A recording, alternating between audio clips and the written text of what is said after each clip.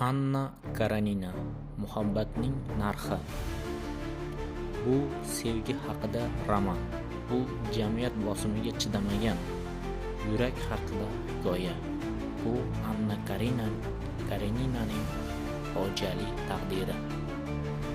Lev Tolstoy tomonidan yozilgan Anna Karenina jahon adabiyotining eng chuqur va ta'sirli romanlaridan biri.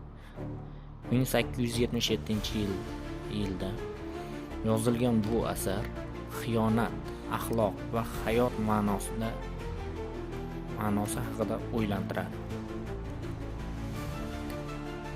Anna Petrograddagi yuqori jamiyat a'zosi, Vronskiy yosh jozibali ofitser. Ular bir-biriga oshiq bo'lishadi, ammo bu muhabbat ularni jamiyatdan ajratadi. Anna esa farzandidan, obro'sidan, tinchligidan ayriladi. Anna asta-sekin ruhan eziladi, sevgi so'yidi, jamiyat uni rad etadi.